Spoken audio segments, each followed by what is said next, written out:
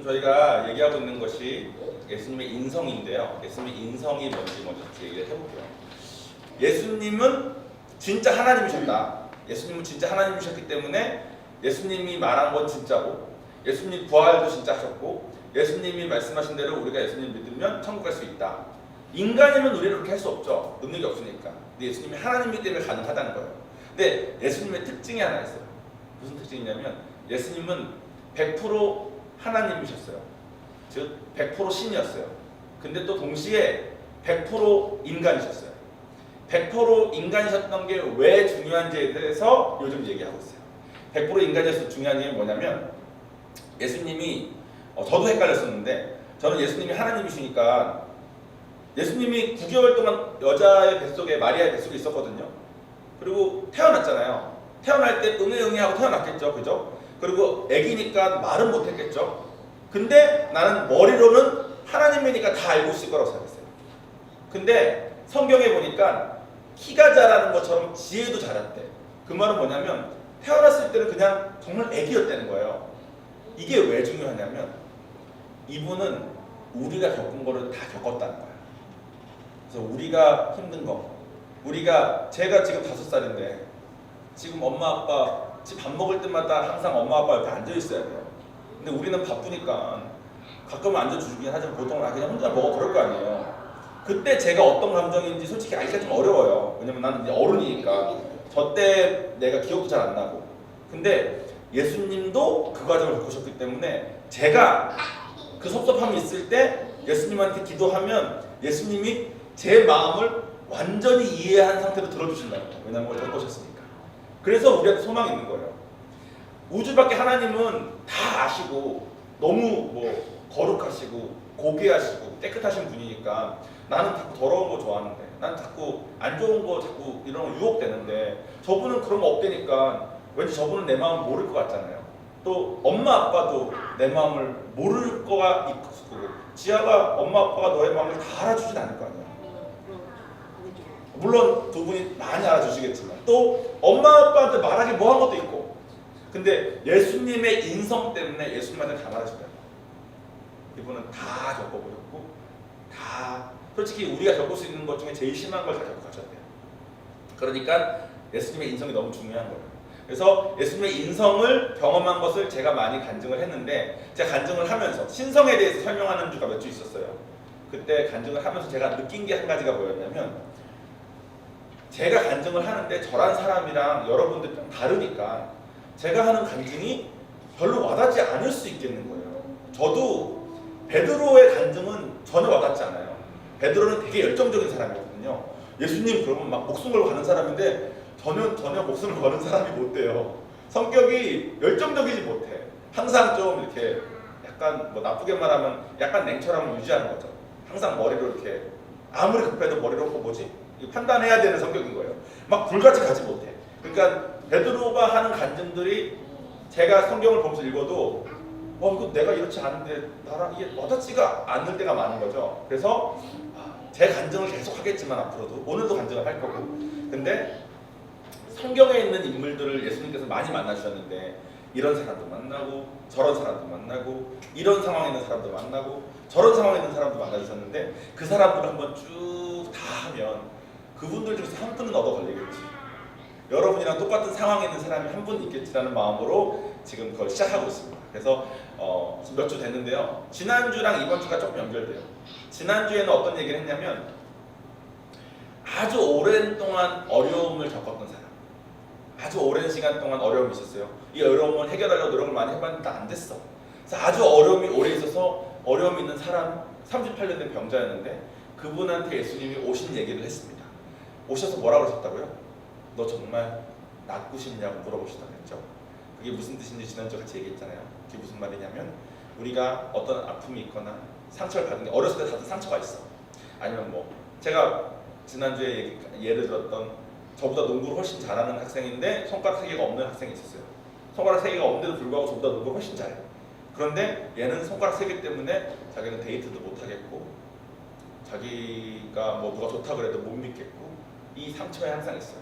그리고 이 사람은 손가락 3개가 없는 상태로 평생을 살았으니까 손가락이 없는 이 사람들이 손을 한번 쳐다보는, 그냥 모르는 사람인데 무의식적으로 손을 한번 쳐다보기 때문에 손을 항상 주머니에 넣거나 숨겨야 되는 그런 삶을 너무 오래 살았으니까 이제는 그냥 이렇게 살아온 게 약간 익숙해요. 사람들 앞에 손가락 없네요 그랬을 때 꺼내서 네 제가 손가락이 없는데 제가 이렇게 저렇게 설명하는 것도 너무 힘들고, 이제는 뭐 이렇게 살다 죽어야지, 손가락 뭐 나을 수도 있는 것도 아닌데, 이런 생각으로 그걸 좀 할까요? 그런 생각으로 평생 산 사람한테 예수님이 오셔서 물어보시는 거죠. 정말 낫고 싶냐? 그 말은 뭐냐면 이거 나으려고 노력도 많이 해보고 그것 때문에 실패도 많이 경험해보고 안 되는 좌절감도 많이 느껴봤는데, 즉 골마 있는 상처를 반창고로 해보려고 약도 바르고 뭐 다 해봤는데 이게 안 나았어. 그러니까 반창고 같은 걸로 덮은 다음에 이거 그냥 안 보고 살려고, 가끔 아프면 아픈 거지 하는 마음으로 그냥 살려고 그랬는데, 이거 까서 칼로 째서 아픈 거 다 도려내고 하는 그 수술 받을 마음 있겠냐고 물어보신다는 거예요. 그게 지난주의 내용이었습니다. 여러분 어떠세요? 여러분의 삶 속에 어려움이 있으실 때 그 어려움 이미 해결하려고 노력은 나름 해봤고 근데 안 됐고, 뭐 환경이 이래서 내가 어렸을 때 뭐 사람을 잘못 만나서 내가 그때 그 실수를 안 했으면 이거 안 당했을 텐데, 뭐 사기를 당해서 뭐가 됐건 다 안 좋은 일이 있을 수 있잖아요, 그죠?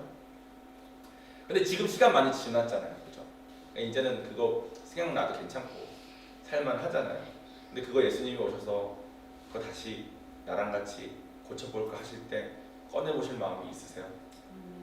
저 미국에 있는 교회에서 한 형제가 아픔이 있었는데 그 형제한테 그걸 꺼내보자 하는데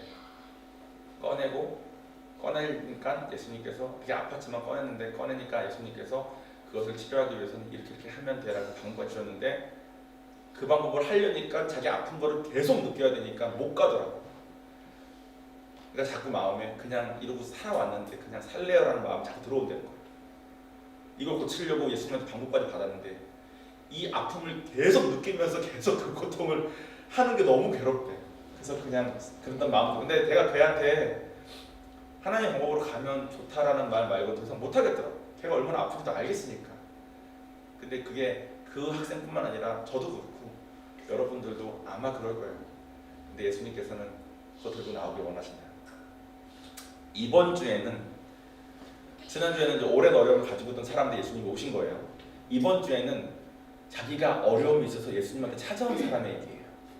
본문을 같이 돌아오신 부산은혜교회 목소리께서 읽어주시겠습니다. 마가복음 9절 21절 25절. 예수께서 그 아버지께 물으시되 언제부터 이렇게 되었느냐 하시니 이르되 어릴 때부터니이다. 귀신이 그를 죽이려고 불과 물에 자주 던졌나이다. 그러나 무엇을 하실 수 있거든 우리를 불쌍히 여기사 도와주옵소서. 예수께서 이르시되 할 수 있거든 무슨 말이냐. 믿는 자에게는 능히 하지 못할 일이 없습니다 하시니 곧 그 아이의 아버지가 소리질러 이르되 내가 믿나이다. 나의 믿음 없는 것을 도와주소서 하더라. 예수께서 무리가 달려와 몸인 것을 보시고 그 더러운 귀신을 부스러 이르시되 말 못하고 못 듣는 귀신아 내가 내게 명하노니 그 아이에게서 나오고 다시 들어가지 말라 하시네. 제가 그 요한이 낳은 지 얼마 안 됐을 때 요한이가 열이 난 적이 있어요. 근데 제가 어렸을 때 열이 나가지고 막 아픈 적이 있었거든요. 저희 엄마가 항상 저한테 너는 한 10년 주기로 열이 올랐다. 열이 오를 때마다 너는 거의 쓰러질 때까지 가더라. 그러니까 항상 조심해라. 그래서 제가 조심하고 사는 사람인데, 그런 제가 저의 병을 아니까 솔직히 그거 열이 올랐을 때 병원 가서 별의별 검사 다 받았는데 뭐 아무 결과 나오지 않았어요. 그러니까 열이 왜 나는지도 모르겠고 열이 나면은 막 쓰러질 때까지 가고 하니까 가뜩이나 제가 열에 대한 두려움이 있는데 제 아들이 열이 나니까 미치겠더라고. 정말 열을 낫게 하고 싶어서 뭐 이것저것 하려는데 뭐 얘가 응급실을 가도 어차피 해줄 수 있는 게 없대요. 병원에서 어차피 그냥 엄마 아빠를 안정시키기 위해서 애기한테 타이레놀을 하나 준대. 애기용 타이레놀. 그러니까 당장 도움이 되는 것도 아니야. 근데 막 그 미치겠는 거죠, 마음이. 막 애가 아프니까. 여기 본문에서는 애가 아픈 아빠가 나옵니다. 애가 아픈 아빠. 근데 애가 귀신이 들어왔다 나갔다 해서 귀머거리고 벙어리인데 귀신이 들어올 때마다 간질 증상이 있었던 것 같아요. 오늘 본문 설명을 좀 더 하기 전에 저는 솔직히 이런 질문 저희 우리 목사님한테 드려본 적이 있거든요. 아니 성경에는 귀신 들린 자가 이렇게 많이 나오는데 요즘은 왜 귀신 들린 자가 안 보이냐? 옛날엔 있었다가 뭐야? 오늘 똑같은 질문. 아침 얘기해? 그랬어요? 아니 아니 들으면서 똑같은 얘기를 아니, 그래요. 귀신이 왔냐고 했는데. 저랑 생각하는 방향이 비슷하신 것 같은데 마가복 들으면서 계속 귀신 들린 자가 요즘에 없냐 그러니까 목사님이 하신 말씀이 정신병원에 다 들어가 있대요. 맞아. 그래서 저는 정신병원을 솔직히 못 가봤어요. 정신병원을 가야 되는 사람일 수도 있지만 못 가봤어요. 근데 저희 목사님이 뭐 의사 하실 때 무슨 뭘 해야 돼가지고 정신병원에 가야 된 적이 있었대요. 무슨 일 때문에 가신 적이 있는데 믿는 사람으로 갔으니까. 근데 자기가 귀신 들린 사람들이 다 여기에 묶여 있는 걸 알고 있으니까 되게 두려워하는 마음으로 이렇게 들어갔는데 저쪽 구석에서 갑자기 자기가 들어가자마자 자기를 딱 째려보는 남자가 있더래요. 병실 안에. 그래서 저 남자는 저 남자 귀신 들린 사람인가? 내가 귀신 들린 사람에 대한 두려움이 좀 있는 걸 아나? 막 머리가 복잡해졌을 거 아니에요. 그런 상태로 있는데 그 다음 자가 있고 일이 있어서 복도를 지나가는데 갑자기 그 사람이 병실에서 손을 내서 목사님 목을 이렇게 잡았대요. 그리고 이거 하는 사람들이 빼가지고 정말 촉에 걸려서 막 아파가지고 한 다음에 진짜 영적인 세계가 있고 귀신 들린 사람이 있는데 귀신 들린 사람이 요즘 세상에 그냥 있으면 가만히 두지 않아요. 일반 사람들이 어떤 이유에서건 그 사람을 이제 정신병원에 보내는 거죠. 그래서 지금 귀신 들린 사람이 많이 있는데 다 정신병원에 들어가 있대. 그렇답니다. 다시 본문으로 돌아갑시다. 신기하네요. 이거 준비하다가 갑자기 감동이 있어서 넣었는데 아버님이 궁금해하실 줄이야. 역시 하나님 좋은 분이에요, 그죠? 네. 자, 오늘 이 아빠는 어떤 사람이냐면 본문에 나온 사람이 이런 사람이에요. 아들이 아파요. 저는 요한이가 열만 나도 그렇게 막 마음이 무너졌는데 자기 아들이 귀신이 들린 거야. 그래서 들어왔다 나갔다 해. 그리고 귀머거리인데 벙어리야. 말도 못해 귀둥가. 애인데 만약 요한이가 지금 귀머거리 벙어리면 제가 마음이 얘가 나중에 커서 어떻게 될까 얼마나 마음이 힘들겠어요. 근데 거기다 귀신까지 들어왔다 하는 거예요. 귀신 들어올 때마다 간질이 있었던 것 같아요. 이 성경 말로 좀 찾아보니까 간질이 있어서 얘가 자꾸 이상한 짓을 하고 자기 몸을 해야 하는, 그러니까 간질이 있어서 막 아무 데나 넘어지고 그러다 다치고 이런 일이 있었나 봐요. 그러니까 애도 애지만 이걸 바라보는 이 아빠의 마음이 완전 막 찢어질 대로 찢어진 거죠. 그래서 이 아빠는 아마 이 아이를 고치려고 할 수 있는 걸 다 해봤나 봐요. 이것도 해보고 저것도 해보고 좋다는 것도 해보고 다 해보고 그러다가 예수님이 이 사람 당시의 시대 사람이니까 하나님 이런 존재를 알았어요. 근데 예수님이 메시아다를 믿었는지까지는 모르겠어. 근데 아마 안 믿었던 것 같아요. 지금은 애 때문에 정신이 하나도 없으니까. 근데 예수님도 그렇고 제자들도 그렇고 병을 고친다는 소문을 들은 거야. 그래서 자기 애를 데리고 먼 땅에서부터 온 거예요. 애를 고쳐보겠다. 제자들 앞에 자기 아들을 딱 놨는데 제자들이 막 했는데 안 낫는 거예요. 그러니까 아빠 마음에 보세요. 하늘까지 다 해봤어. 그리고 하나님이신 메시아가 왔대. 소문은 들려. 소문은 들려. 난 애 때문에 정신이 없어. 근데 병 고치는 것도 있다는 거예요.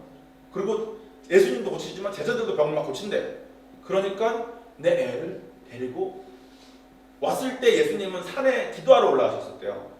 그래서 예수님 안 계시고 제자들만 있는데 제자들도 딴 사람들 병 막 고치는 걸 보고 내 애도 고쳐달라고 간 거야.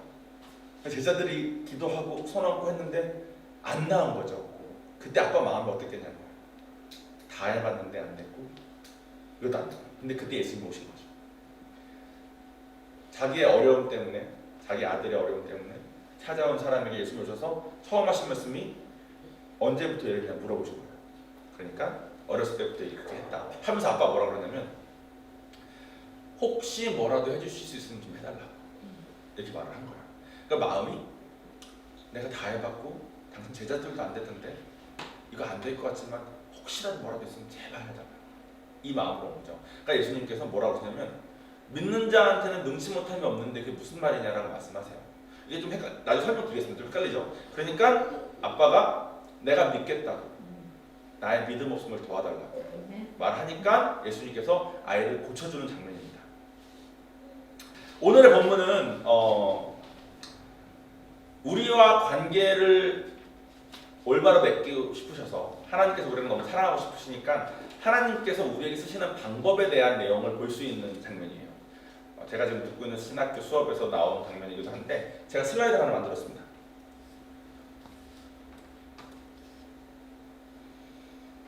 네, 우리랑 관계 맺기 위해서 하나님께서 행하시는 방법입니다. 5가지 단계를 거쳤는데 1번은 하나님의 뜻이 있어요. 2번은 그 뜻을 우리한테 주십니다. 하나님 뜻이 선한 계획이시고 그 선한 계획을 우리한테 뜻을 주십니다. 근데 3번은 그 뜻을 하나님이 원하시는 방향으로 이해하지 못하고, 왜냐하면 우리가 이해를 할 수 없기 때문에 그릇이 안 되니까 그 뜻을 받자마자 그 뜻을 자세히 다 알기가 어렵거든요. 그러니까 또 이렇게 어떤 사람한테는 그 뜻이 어려움으로 오기도 하고 어떤 사람한테는 그 뜻이 소망함으로 오기도 한답니다. 바라는 게 갑자기 생긴 거예요. 이거 갑자기 너무 바라게 됐어. 어떤 사람한테는 갑자기 너무 어려운 일이 됐어. 그러니까 이거를 하나님의 뜻이 그 안에 있는데 하나님의 뜻을 생각하지 않고 내가 갑자기 어려운 일이 생겼으니까, 혹은 내가 갑자기 원하는 게 생겼으니까 그것을 이루려고 혹은 그것을 해결하려고 할 수 있는 방법으로 이것저것 다 해본답니다. 그러면 그 방법으로 하다가 이것저것 다 해보다가 본문에 있는 아버지처럼 예수님한테 오는 사람도 있고, 이것저것 다 해보다가 안 돼서 그냥 포기하고 살거나, 이 둘 중에 하나가 된대요. 근데 그때 예수님한테 온 사람은 순종의 길을 걷고 하나님의 뜻이 이루어진답니다. 그게 마가복음에 오늘 나온 거예요. 마가복음에 하나님의 뜻은 아버지와의 관계 회복인 거예요. 그 아빠와 하나님이 아버지랑 관계를 맺고 싶으신 거죠. 그래서 하나님의 뜻인 아들이 아픔을 주신 거랍니다. 근데 아빠 입장에서는 하나님의 뜻은 알 수가 없고 갑자기 아들이 아프니까 아들을 고치려고 자기가 할 수 있는 걸 모든 걸 다 하는 거죠. 그래서 정말 고생을 많이 합니다. 자기 생업도 한번 접었을 거예요. 애기 고치려고 정말 할 수 있는 걸 다 해본 거예요. 이것저것. 그러다가 예수님까지 온 거죠. 예수님까지 왔을 때 예수님한테 사모님과 하시는 예수님한테 혹시라도 할 수 있는 게 있다면 좀 해달라고. 그러니까 예수님께서 할 수 있거든이 무슨 말이냐, 믿는 자에게 능치 못함이 없다. 그때 어떤 일이 이루어지는 거냐면, 만약에 아버지가 아들을 고치는 것만이 자기의 모든 목적이었으면 예수님이 그 말을 했을 때 내가 믿을 테니 얘를 고쳐달라고 그랬을 거예요. 근데 아버지가 그렇게 말하지 않습니다. 본문 보시면 소리를 질러 말하래. 내가 믿겠다고. 근데 내가 믿음이 없으니까 나 좀 도와달라고. 그러니까 즉 아버지는 그동안 이게 아들의 문제인 줄 알았는데 자기의 문제라는 것을 깨달은 장면인 거예요. 그래서 내가 믿음이 없이 사니까 날 도와달라고 말하니까 하나님의 뜻인 아버지와 하나님과의 관계가 회복되고 아들은 덤으로 고쳐졌다는 거예요. 그게 포인트입니다. 근데 사람들이 보통 내가 아들이 아프면 내가 믿음을 더해야지 고쳐지는구나 이렇게 오해한다는 거예요. 이게 기복신앙인 겁니다. 아까 저희 아버지가 말씀하신 것처럼 이러면 안 되는 거 아니냐는 그거. 근데 대부분의 한국 교인들이 하는 그거. 내가 원하는 게 있을 때 하나님한테 가서 간절히 구하고, 물론 간절히 구하는 게 필요해요. 근데 간절히 구하는 목적이 하나님과 더 관계 맺고 하나님과 더 사랑하는 관계를 맺고자 함이 아니라 지금 나에게 있는 어려움이 해결되기 위해서, 혹은 지금 나에게 있는 바람이 이루어지기 위해서 하나님을 이용한다는 거죠. 근데 하나님은 창조주시기 때문에 우리의 이용을 그렇게 당하시는 분이 아닌 것 같아요. 그래서 이 하나님의 원리를 잘 이해하시면 좋습니다. 이것을 잘 설명하기 위해서 제가 저의 찌질했던 과거를 하나 고백하고 제 간증운동에서 이해를 돋보도록 하겠습니다. 제가 나이가 지금 미국 나이로 39이에요. 한국 나이로 41이에요. 그러니까 39인데 제가 30살쯤 됐을 때예요. 30살, 31살. 제가 미국 나이로 31살 때가 언제였냐면, 미국에 유학을 와서 원래는 어학연수만 하려고 잠깐 왔다가, 어학연수도 동생 어학연수를 돕겠다고 왔다가 아버지가 딸을 걱정드려서 저를 하던 거 다 중단시키고 유학을 따라 보낸 거예요. 그래서 아버지가 가끔씩 전화하셔서 처음 묻는 질문이 그거였습니다. 네 동생 어딨냐? 그럼 내가 아버지 동생 어딘지 지금 모르죠. 그럼 아버지가 너가 미국을 왜 갔는데 동생이 어딘지 모르면 되냐? 저희 아버지가 군인이셔서 좀 너무 보수적이셔가지고 좀 솔직히 내가 봐도 좀 심했어요. 어쨌든 그렇게 갔습니다. 근데 동생이 미국이 잘 맞아서 동생이 계속 이제 유학생활을 하겠다가 돼버렸고, 동생 혼자는 유학생을 보내지 않겠다는 아버지의 마음 때문에 저의 다니고 있던 대학교를 아버지 어머니가 자퇴서를 내셔서 갑자기 연락이 오셔서 정원아 너희 학교에 퇴학이 됐다. 너가 자퇴서를 냈다. 저는 자퇴서를 낸 적이 없는데요. 우리가 냈다. 너는 동생과 함께 미국에서 대학을 다녀라. 근데 저는 저희 집 사정을 아니까 저희 집 군인이셨기 때문에 그 부자가 아니거든요. 그래서 저는 이게 노후 자금인 걸 알고 있었어요. 노후 자금을 써서 4년 동안 공부를 해서 대학을 졸업을 했습니다. 그리고 공부를 제가 영화를 공부했어요. 영화를 공부해서 4년 졸업했는데 영화가 너무 좋아서 공부를 했고 공부도 잘 맞는 거라서 쉽게 잘했습니다. 근데 졸업하고 나니까 이거 써먹을 데가 없는 거야. 그리고 미국은 이제 유학생이 대학교를 졸업하면 딱 1년의 시간을 줘요. 1년 안에 대학원을 가든 직장을 잡든 해야 돼. 내 전공 분야 관련한 대학을 가건 정말 관련한 직장을 잡건. 근데 대학원도 다 내 성적으로는 안 되고 미국 내 직장은 당연히 안 되고. 그러니까 저는 이제 한국 돌아가야 되는 날만 있어야 되는 거예요. 근데 제가 언어적으로 그렇게 발달한 사람이 아니에요. 제가 한국말도 잘 못하잖아요, 솔직히. 영어도 오래 했는데 잘 안 늘더라고요. 그래서 갑자기 제가 저의 상황을 보니까 너무 한심한 거예요.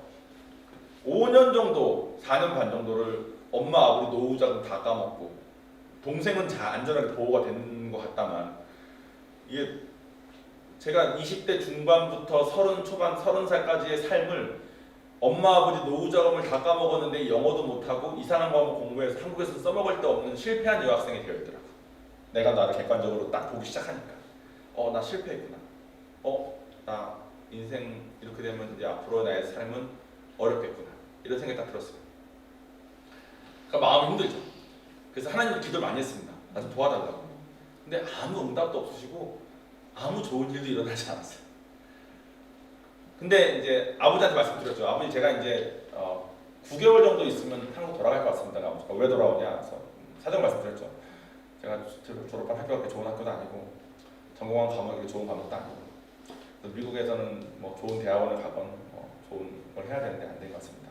그리고 아버지는 대학원을 가보자. 근데 대학원은 너무 비싸. 그래서 저 영화니까 영화 쪽 대학원은 진짜 너무 비싸요. 한 학기에 한 2,500만 원 하는 것 같아요. 그걸 낼 수가 없죠. 그 전에 했던 대학들은 제가 아르바이트 열심히 하고 부족분은 아버지가 좀 대주고 이렇게 생활비가 됐는데 대학원은 이게 될 게 아니고 또 대학원은 일하면서 할 수가 없어요. 너무 해야 되는 게 많기 때문에. 그래서 대학원은 이제 선택상이 아니고 아버지 돈도 없이고 선택상이 아니고 직장은 안 됐고. 그러니까 아버지가 너 이제 유학생활이 끝난 거구나.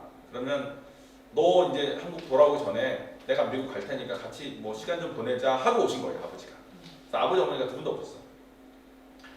오셨는데 갑자기 하나님께서 저는 이제 아버지 어머니 오셨으니까 얼마나 죄송하고 또 부끄럽고 그래요. 또 저희 아버지는 진짜 저보다 훨씬 어려운 환경 속에서 진짜 잘하셔가지고 공부도 잘하시고 뭐 되게 잘하신 분이거든요. 그러니까 아버지 친구분들도 다 잘하신 분들이니까 친구분들 자녀들은 저랑은 비교가 안 돼요. 다 너무 잘 됐어. 그러니까 너무 부끄러운 거야. 아버지가 저한테 미국까지 보내주시고 했는데 노후 자금 까먹으면서 했는데 그래서 제가 아버지 어머니가 오셨을 때 참 부끄럽고 죄송했습니다. 말은 안 했지만 그러면서 이렇게 또 아버지랑 같이 막 햄버거를 사러 가도 아버지가 정원아 넌 5년이나 있었는데 내가 미국 사람 영어는 못 알아듣겠는데 네 영어는 왜 이렇게 알아듣기가 쉽냐? 넌 너무 쉬운 영어만 쓰는 거 아니냐? 이렇게 말씀하시고 실제로 그게 사실이었어요. 제가 영어를 잘하지 못했어요. 그러니까 너무 마음이 힘든데 제 기도도 열심히 했겠죠. 근데 하나님이 갑자기 저한테 아버지가 미국에 있는 3개월 동안 3개월이 이제 비자 3개월 동안 아버지 전도를 하라는 거예요.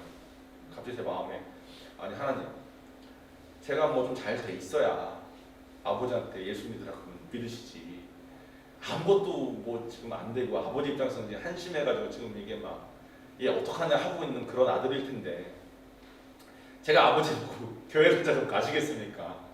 제가 잘 돼 있어도 지금 안 가실 분인데 그럼 차라리 저한테 뭐 좀 하나님 아버지가 진짜 하나님 대신에 할 만큼 뭔가 좀 짜잔하고 그걸 좀 주시고 아버지 보세요 하나님 살아 계시죠? 교회 가시죠? 이렇게 말을 할 수 있게 해주든가 나는 이렇게 찌질해졌는데 이렇게 아무것도 안 된 상태인데 아버지 전도가 이게 말이 됩니까? 근데 하나님께서 저한테 아버지 전도하는 마음을 계속 주시고 막 금식하라는 마음을 주시고 막 계속 주시는 거예요. 그래서 저때 이제 선택을 했어야 됐습니다. 제가 할 수 있는 뭐라도 하면서 학교를 뭐 지원을 어떻게든 해보든 학교 장학금은 없어요 유학생들한테. 그러니까 뭐 어떻게든 뭐 해보든 아니면 뭐 미국의 불법으로 눌러 앉든 뭐가 됐건 내가 할 수 있는 것들을 좀 알아봐야 되는지 아니면 다 안 되니까 다 덮고 하나님 주시는 감동대로 아버지 전도를 해야 되는 건지 선택을 했어야 되는데 그냥 이런 마음이 들더라고요. 주님, 제 인생은 망한 것 같은데 제 인생은 여기까지인가 모르다. 모르겠어요. 그 나이 있으신 분들이 듣기에는 정말 철없는 얘기 있겠지만 서른인 저한테 그때 당시 제가 그 상황은 그랬어요. 결혼도 못할 것 같았고 돈도 못 벌 것 같았고 내 인생 끝났구나였어요. 그냥 한국 가서 하면 영어 학원 선생하기도 좀 부끄러운 막 이런 이 뭐지 이런 마음이었단 말이에요. 그래서 하나님한테 하나님 제가 인생은 망한 것 같은데 그 주님이 선하신 분이라고 성경에 쓰여져 있으니까 내가 아직 경험을 못했을 뿐 선하신 분인 걸 제가 믿고 시키는 대로 해보겠다고. 그래서 아버지 전도를 시작했어요. 아버지 갑자기 너 왜 이러냐고 미쳤냐가 된 거죠. 근데 뭐 나중에 다시 또 다른 설교 때 제가 부연 설명하겠지만 결과적으로는 아버지가 하나님 만나셨습니다. 만나셨을 때가 이제 제가 미국에서 돌아와야 되는 7개월인가 6개월인가 남았을 때가 다 된 거예요. 2개월 동안 제가 아무것도 하지 않고 이제 아버지만 전했으니까. 아버지 하나님 만난 다음에 아버지가 이제 다시 저의 장래에 대해서 말씀하신 거죠. 동원아, 하나님 만나니까 좋다. 하나님 저 계시는 분 같다. 근데 너는 이제 어떻게 살 거냐? 그래서 제가 아버지한테 아버지 어떻게 할까요? 그러니까 야 대학원이라도 지원을 해봐봐. 그러니까 아버지 지원해도 되지도 않을 거고 혹시 되더라도 뭐 좋은 대학은 안 될 거고 학비가 비싸요. 학비 얼마인데요? 졸업하는데 한 1억은 들 것 같습니다. 1억은 없다. 어떡하죠? 그래도 한 대까지는 해보자. 뭐 학비 못 내면 그때 그만하더라도 네가 이렇게 아무것도 안 하고 있는 건 아니지 않냐. 그래서 저는 마음에 진짜 싫은데 하라고 그러시니까 너 방금 하나님 만났는데 방금 하나님 만난 분이 하라고 하는 걸 어떻게 전도하는 사람이 안 해요. 그래서 내가 알아봤는데 아버지한테 이제 알아본 걸 보고를 했어. 딱 보시더니 제일 좋은데 딱 찍으면서 여기만 지원하자. 아버지 안 된다는 거 아니냐.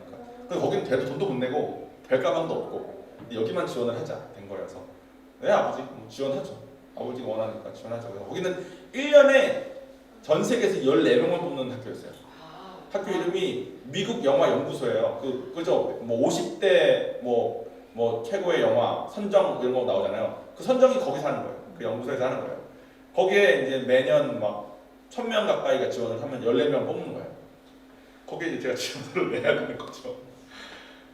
근데 신기한 게 제가 그때쯤에 이제 제가 대학교 때 있었던 제 교수 중에 한 명이 저한테 너 맨날 뭐 한국 가기 전에 경험해보고 싶다 그랬는데 돈은 못 주는데 경험할 수 있는 일이 생겼는데 와서 영화 내 조수로 뭐 경험 좀 해볼래? 그래서 좋죠. 그럼 하면은 그 크레딧이 하나 생기잖아요. 네. 한 줄 내 이력서에 한 줄 넣을 수 있잖아. 무슨 영화 어쩌고 저쩌고 긴 무슨 조수 쓸 수 있잖아요. 했는데 그거를 하러 가서 돈도 못 받았어요. 솔직히 돈도 안 주는. 갔더니 하는 게 그거였어요. 영화를 하는 게 아니라 만드는 게 아니라 시간을 계산해가지고 몇 초가 있으면 5초 빼고 5초 더하고 뭐 설명하면 너무 길어질까봐 어쨌든 산수를 한 3일 동안 하는 거였어요. 그럼 내가 옆에서 영화를 하고 있는데 내가 여기 와서 지금 헐리우드인데 와가지고 산수하고 앉았네 하면서 지금 산수를 막 했단 말이에요. 3일이 딱 지났을 때 이 교수가 나한테 동원아 내가 줄 수 있는 건 여기까지다. 이건 돈도 없다. 근데 구정 잘했냐? 잘했다. 근데 그 교수가 헐리우드 편집가니까 내가 편집하고 있을 때 나랑 같이 일하고 있는 감독이랑 그 프로듀서가 너를 되게 좋게 본 것 같다. 그 사람들하고 얘기를 한번 해보려고 된 거예요. 그 사람들하고 얘기해가지고 제가 3개월 정도 사이에 제가 가고 싶었던 그 대학을 졸업한 사람들이나 겨우 들어올 수 있을 자리에 그런 자리를 한 2년 반 정도는 쌓아야지만 될 만큼의 작품 수를 그러니까 제가 4작품이나 했거든요. 3개월 동안 여기 2주하고 야 다음 거 따라갈래? 돈도 받으면서 여기 2주하고 여기 한 달하고 뭐 여기 2주하고 그래서 제가 4개 정도의 크레딧을 3개월 반 만에 쌓은 거예요. 그리고 마지막 제가 일했던 데에서는 제 밑으로 제가 지원하려는 학교를 다 졸업한 애가 들어왔어. 내 밑으로. 야 나 거기 지원하려고 그랬는데 학교 너무 좋아. 그래, 야 그럼 나보고 야 너는 어떻게 여기서 일하고 있는 거야? 내가 난 사람을 잘 만났어. 그게 다니까. 그래서 얘한테 야 거기 학교 지원할 때 뭐뭐 필요하던데 이건 어떻게 했어? 얘는 난 잘 보여주잖아. 자기 위니까. 내가 지원할 때 썼던 거 줄까? 저거 다 받아가지고 내가 준비한 게 너무 허접한 거예요. 걔가 준비한 거로 이렇게 해가지고 다 내가지고 제 3개월 반 동안 쌓여진 경력과 또 지원 서류 때 얘 도움받은 것 때문에 제가 14등으로 그 학교가 됩니다. 와. 그래서 그 학교가 된 다음에 그럼 이제 미국에 남게 된 거잖아요. 근데 한국도 서울대 나오면 살기가 편하죠. 미국도 뭐 그런 데 나오면 살기가 되게 편해지더라고요. 갑자기 레벨이 달라져요. 아예. 저는 영어 못하는 이상한 에이시안이었는데 너는 영어도 못하는 이상한 에이시안 같은데 어떻게 거길 나왔냐로 바뀐 거예요. 그래서 저를 대하는 게 완전 바뀌었어. 완전. 그래서 거기서 솔직히 저는 영화 쪽을 공부했으니까 영화를 가려고 해서 제가 워너브라더스에 들어갈 수 있는 기회도 있었고 학교 때문에 그 학교 때문에 TNT라고 NBA나 이런 거 중계하는 방송사 있습니다. 거기서 경기 중에 잠깐 작전 타임 되면은 방금 있었던 멋있는 장면 보여주잖아요. 그거 편집하는 자리까지 제가 됐었어요. 그래서 제가 와 영화 워너브라더스 가면 이제 아카데미 같은 것도 이렇게 할 수 있는 팀에 들어가는 거고 TNT 가면 내가 좋아하는 NBA를 매일 공짜로 보는 건데 정말 좋다가 했는데 이건 나중에 또 간증을 하겠지만 어떤 이유로 목사님의 권유로 어떤 인터넷 케이블 회사에 들어가게 됐어요. 거기서는 내 신분을 해주거든요. 그러니까 신분을 해주는데 거기 가서 제 학벌과 하나님이 도우신 덕분에 거기서 부사장까지 했습니다. 제 밑에 한 30명 고용하고 그래서 제가 유학생들의 보통의 경우에 한 10,000명 중에 1명 있는 꼴 정도로 잘 됐었어요. 학비 얘기 안 했죠? 지금 학비 얘기. 학비를 어떻게 냈냐? 되긴 됐는데 학비를 어떻게 냈냐? 저희 아버지가 전역하시고 아버지가 별 2개로 전역하셨습니다. 군인 하시다가 전역하신 다음에 가실 데가 몇 군데 없어요. 몇 군데 없고 다 한 차관급 정도 됩니다. 장관이나 차관급. 근데 아버지가 되신 다음에 하나님께서 저한테 너희 아버지가 히스기야 왕이라고 구약에 나온 왕인데 그 왕이 기도하면서 기도하기 원한다는 감동을 주셔서 아버지한테 아버지 요즘 뭐 근데 아버지가 한국 오셔서 뭐 교회 열심히 다니진 않으셨거든요. 아버지 뭐 기도하실 거 있으신가 봐요. 히스기야 왕처럼 기도하라고 그러시니까 아버지가 갑자기 등산하는 중이었는데 아버지랑 단둘이 아버지께서 저한테 솔직히 말하면 내가 차관 자리 하나를 지금 지원하려고 하고 있는데 지원하려고 하고 보니까 백도 있어야 되고 뭐도 있어야 되고 뭐도 있어야 되는데 내가 솔직히 지원은 하려고 그러는데 막상 지원하려고 보니까 또 너는 백도 뭐도 없는데 약간 욕먹을 수도 있고 약간 이런 난처할 수도 있는데 지금 이걸 지원하는 거 말고는 내 남은 삶에 할 수 있는 게 없는 상황이다. 이렇게 돼서 그런데 네가 말하는 히스기야 왕의 기도가 뭐냐? 그래서 제가 히스기야 왕 저도 갑자기 감동을 받으면 갑자기 공부해가지고 아버지 히스기야가 이렇게 기도했네요. 그러냐 그다음에 그냥 그러고 말았어요. 일주일인가 있다가 다시 만났는데 아버지 갑자기 저한테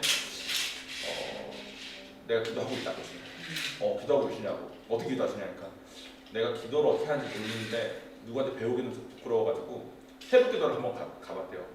새벽기도 가서 새벽기도에서 기도하시는 사람들 구경한 거예요. 저 정도 각도에 저 정도 자세로 기도하는구나. 그걸 배워온 다음에 아주 똑바로 해야 되니까 하려면 그 다음에 집에 오셔서 아무도 없을 때 맨날 하셨대. 근데 아버지가 그 자리가 되셨습니다. 말도 안 되죠 진짜. 그래서 그 자리에서 되셔가지고 그 자리가 되니까 대출이 되기 시작하신 거예요. 대출 받아서 학비 주시고 매달 갚고. 그래서 아버지가 저 마지막 학비 보내주실 때 그러셨어요. 아버지가 이거 보내주면 끝인 거지. 그래서 네 아버지 그동안 감사했어요. 그러니까 난 정말로 너 학비 내려고 여기 된다. 왜요? 그러니까 너 이거 내고 내 남은 임기 동안 돈 받은 걸로 갚으면 대출 끝난다고. 내가 아버지 하나님 좋으신 분이시다. 저도 같은 거예요. 하나님이 저에게 원하시는 뜻이 있었어요.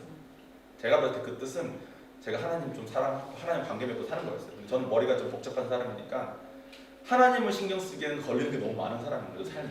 그런 저한테 영어도 잘 못하고 노후자금 떼먹은 실패한 유학생의 상황을 주셨던 것 같습니다. 솔직히 말하면 제가 다 망친 거예요. 제가 열심히 공부 안 한 거, 제가 열심히 안 한 거지 뭐. 솔직히 그죠? 내가 다 망쳤기 때문에 도와달라고 말하기도 부끄러운 그런 내가 망친 거예요. 그러니까 저는 뭐 하나님 주셨다고 말하기도 어려워. 그냥 내가 망친 거야. 내가 내 삶을 뭐 망친 거죠. 열심히 나름 했지만 안 된 거지. 내가 그게 다니까 안 됐는데 그 때문에 할 수 있는 걸 여러 가지 해보다가 예수님을 찾았는데 이 마가복음에 나온 아빠처럼 예수님께서 뜬금없는 다른 얘기를 하십니다. 마가복음에 나온 아빠는 아들 얘기를 했는데 네가 믿음이 없다고 갑자기 본인의 믿음 얘기를 하시는 거예요. 그때 아들이 아들 얘기를 빼버리고 소리를 지르면서 내가 정말 믿음이 있어서 도와달라고 한 것처럼 저도 그런 나 교회도 다니고 하나님도 만난 뒤였는데도 불구하고 막상 그 어려운 상황에 아버지 전도하라 그러니까 내가 마음이 흔들리더라고요. 근데 하나님한테 그 기도 많이 했어요. 하나님, 내가 진짜 믿음이 없다고. 내가 별일 없고 그냥 평안할 때는 교회도 열심히 다니고 봉사도 하고 했는데 막상 정말 어려울 때 하나님을 선택할래. 정말 어려울 때 하나님이 원하는 걸 하려고 할 때는 내가 두려워서 이게 좀 어렵다고. 그러니까 나의 믿음 없으면 도와달라고. 설교 준비하면서 보니까 제가 되게 비슷한 기도를 했더라고요. 비슷한 감정을 갖더라고요. 그랬더니 하나님의 뜻이신 하나님하고 그 사람과의 관계가 좋아지는 거, 아버지와 관계가 좋아지고 저도 저 하나님의 관계가 엄청 좋아졌는데 덤으로 그 마가복음의 아버지도 아들 붙여주고 저도 덤으로 용됐죠. 뭐 용. 정말로 영화 쪽에 있는 사람들, 한국 사람들은 저한테 연락을 되게 많이 했어요. 어떻게 됐냐고. 그리고 한국문화관광부에서도 연락이 왔습니다. 저에게 이렇게 하자고. 그리고 한국으로 들어가는 벤츠 영상 편집도 연락이 왔었어요. 근데 벤츠는 뭐 마지막에 뭔가 조율이 안 돼서 안 됐지만 문화관광부는 제가 연락을 못 하겠다. 다시 내가 하겠다 말을 못 해요. 왜냐면 내가 내 실력을 아니까 이걸 맡으면 안 되겠는 거야. 나는 하나님이 주셔서 잘 된 사람이지 내가 내 실력으로 된 게 아니니까.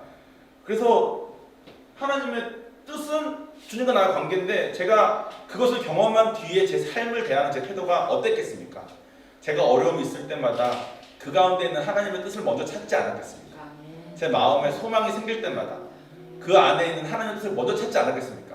근데 예전에 저는 어려움이 생기거나 소망함이 생기면 내가 할 수 있는 거를 마가복음의 아빠처럼 다 해봤어. 이것도 해보고 저것도 해보고 그거 해보다가 더 다쳐. 그렇게 살았어요. 그리고 저의 본능은 지금도 무슨 일이 생기면 할 수 있는 게 뭐지? 생각하는 건 사실입니다. 그러니까 나의 본성은 살아있는 거예요. 근데 경험해봐서 하나님이 좋으신 분인 걸 알고 또 제가 하나님 뜻대로 해봤는데 덤으로 안 주신 적도 많아요. 그러니까 내가 잘 되려고 하면은 또 이게 내 머리로는 이분이 갇히시는 분이 아니니까. 근데 항상 더 좋은 걸로 채우시던가 아니면 제가 깨닫지 못한 걸 깨닫게 하시던가 항상 저를 실망시키지 않으시더라고요. 여러분의 삶은 어떻습니까?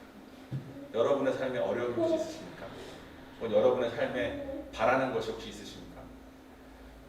저처럼 제가 망쳐서 제 잘못 생긴 어려움도 하나님께서 하시는데 여러분의 잘못이 아닌 게 생긴 어려움들은 하나님께서 또 어떻게 하시겠습니까? 그렇죠? 안타까운 거는 두 가지밖에 없는 거예요. 한 가지는 하나님을 몰라서 혹은 예수님을 안 믿어서 성령을 아직 못 받아가지고 이것을 시작을 아예 못하는 사람. 여기서 예수를 찾는 사람까지 못 가는 사람인 거죠. 나한테 어려운 일 있을 때 예수한테 가려는 마음이 안 생겨. 내가 성령을 받지 않으면 이게 이 마음 들을 수가 없어요. 세상에서 할 수 있는 하는 거 말고 못해. 제일 안타까워. 그럼 예수 전해야 돼. 행복하게 살. 주변의 가족분들, 친구분들, 아끼는 사람들 중에 예수 안 믿는 사람들은 3번에 4번을 못 넘어가는 사람이라고 생각합니다. 전해야죠. 예수님만의 길이 있다고. 두 번째로 안타까운 사람은 성령 받고 나서도 여전히 3번처럼 사는 사람이에요. 성령 받고 나서도 세상 사람하고 아무 다를 바 없이 사는 사람들이 진짜 많아요. 그분들 전하려고 온 거예요. 그래서 여기 계신 한 분이라도 변화받고 한 분이라도 변화되면 그분 주변의 사람들이 느낍니다. 내가 알던 너는 이런 사람이 아닌데 왜 이렇게 됐어? 그러면 그때 말할 수 있는 거죠. 내가 복음을 알았다고. 예수님이 그냥 2000년 전에 무슨 저쪽 아랍권에 있는 무슨 전설이 아니라 그분 진짜 하나님이시고 내가 그 하나님을 만났다. 만나고 내 삶에 소망이 생겼다. 나한테 어려움이 믿건 안 믿건 똑같이 옵니다. 그죠? 그런데 제가 말한 것처럼 하나님을 믿는 사람은 그것을 대하는 본인이 달라집니다. 여러분 그래서 지금 같이 기도했으면 좋겠습니다. 지금 기도할 때 여러분 마음속에 있는 어려움이 있으시거나 여러분 마음속에 있는 소망이 있으신데 그것 때문에 마가복음에 나온 아빠처럼 유학생활 망친 실패한 유학생이었던 저처럼 할 수 있는 거 이것저것 한 데까지 다 지금 해보고 계셨겠죠, 그죠? 그럼 예전에 제가 힘들었던 것처럼 여러분도 마음이 힘들 수 있어요. 근데 성령님이 지금 바로 옆에 계시는 그분께 기도하는 거예요. 내가 어렵다. 그 어려움 가운데 있는 하나님의 뜻을 나에게 알려달라. 하나님의 뜻은 우리가 온전히 이해하기 되게 어려운 것 같아요. 그러니까 여러분, 하나님의 뜻을 이해하는 게 목적이 아닙니다. 이 어려움 가운데 하나님을 붙잡는 게 목적이에요. 기도하겠습니다.